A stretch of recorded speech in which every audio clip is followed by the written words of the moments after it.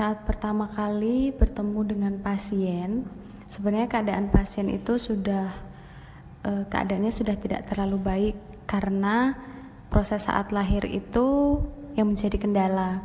Jadi setelah dia lahir, dia mengalami kejang dan tidak menangis, hanya merintih.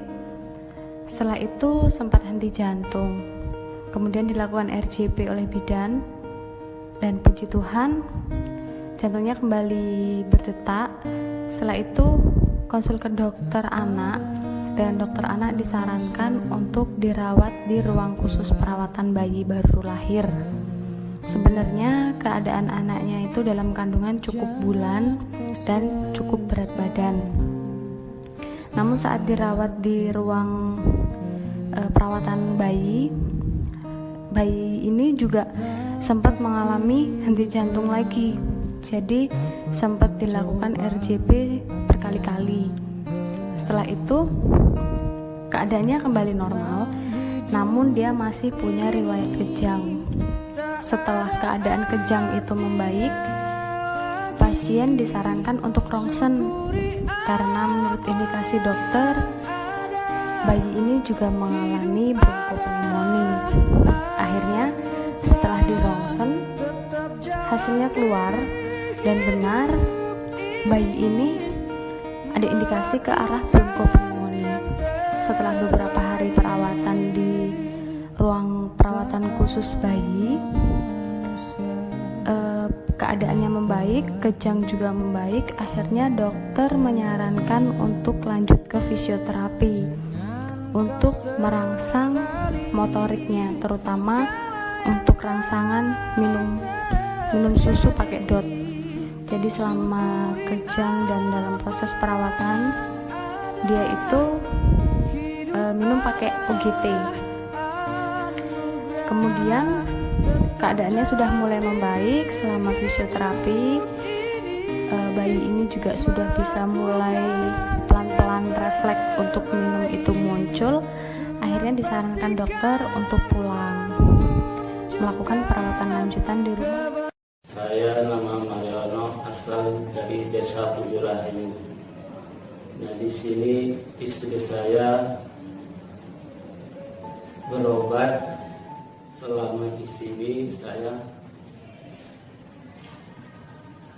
melihat perawatan di sini baik sekali, terutama para karyawan-karyawan dan dokter-dokter itu.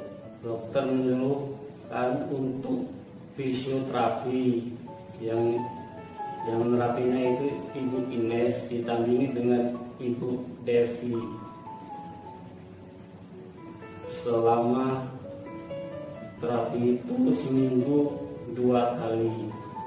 Alhamdulillah ada perkembangannya banyak. Dulunya tidak bisa apa-apa, sekarang bisa nangis, bisa bergerak, badannya nambah. Ibu Ines itu cukup baik dan sabar, teliti, ramah. Apa yang dihendaki si bayi itu dia tahu. Itu kesan saya terhadap Ibu Ines. Kalau pelayanan di rumah sakit Caritas Bintang ini cukup baik pelayanannya. Mungkin kedepannya pelayanannya ditingkatkan yang lebih mendalam lagi. Itu saja untuk penjelasan saya. Mudah-mudahan karyawan-karyawan Caritas Bintang ini bisa maju dan bisa semangat lagi untuk pasien-pasien yang sakit. Itu saja pesan dari saya. Dokter tetap menyarankan untuk melakukan home care di rumah untuk perkembangan dia. Namun home care yang saya layani yaitu home care untuk fisioterapi.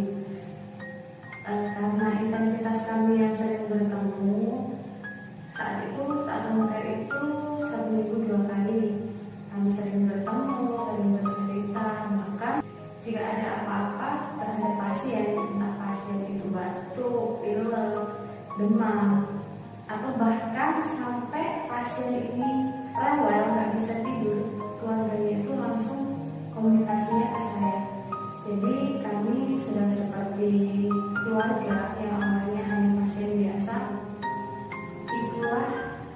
yang disebut dengan kasih. Karena setiap kasih itu pasti ada yang namanya ketulusan, keikhlasan, dan kita harus rela berkorban apapun itu, entah itu waktu, tenaga, bahkan sebenarnya banyak minta waktu. Tapi jika kita mengungkapkannya, menjalaninya dengan kasih dari hati yang tulus, saya yakin dan percaya itu akan membuat kita